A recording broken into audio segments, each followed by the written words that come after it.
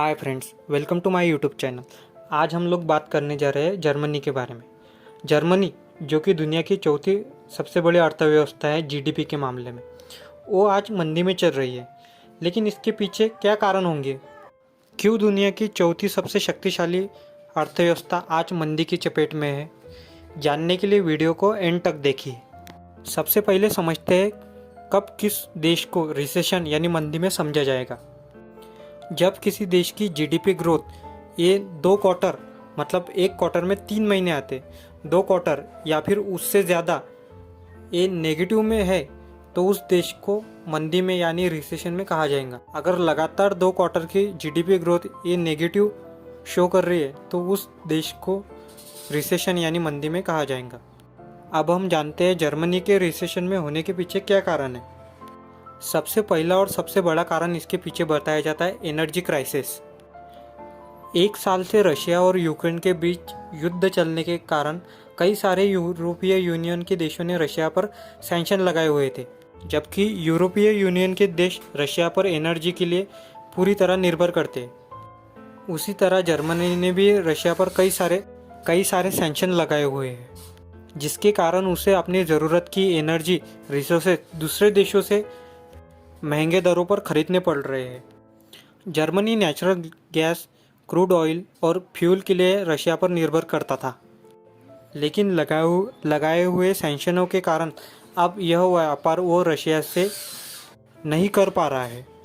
Energy crisis ये recession का एक मेन कारण है। इसके अलावा जो दूसरा कारण बताया जाता है वो है हायर इंटरेस्ट रेट्स।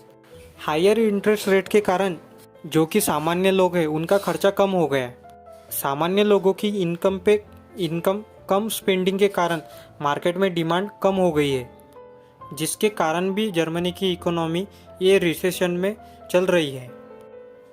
जर्मनी की इकोनॉमी मेनली 2 सेक्टर पे डिपेंडेंट है। एक मैन्युफैक्चरिंग सेक्टर जो कि लगभग जीडीपी का 30% है। मैन्युफैक्चरिंग सेक्टर में उनका इंजीनियरिंग सेक्टर हो गया, उसके बाद में मोटर इंडस्ट्री हो गई, ऑटोमोबाइल या फिर फार्मा सेक्टर हो गया। इन से सब चीज़ों का प्रोडक्शन जर्मनी में मेनली होता है और जर्मनी का फार्मा और मोटर व्हीकल सेक्टर पूरे दुनिया में एक्सपोर्ट किया जाता है।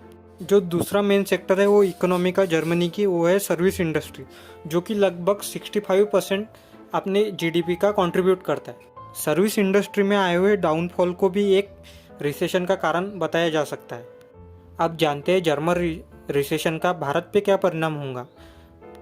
सबसे पहला तो एक्सपोर्ट में कमी आएंगी। भारत जर्मनी को बहुत सारी आईटी सर्विसेज देता है। दूसरा जो है वो है ग्लोबल रिसेशन का खतरा, यानी कि पूरी दुनिया पे अभी ग्लोबल रिसेशन का खतरा मंडराया हुआ है।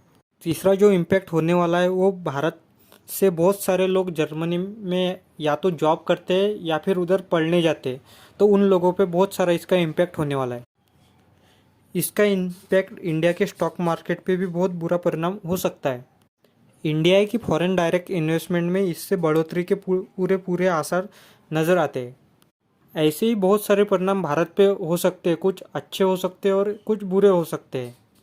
ऐसे ही इन्फॉर्मेटिव वीडियोज़ के लिए चैनल को सब्सक्राइब कीजिए और thank you for watching me.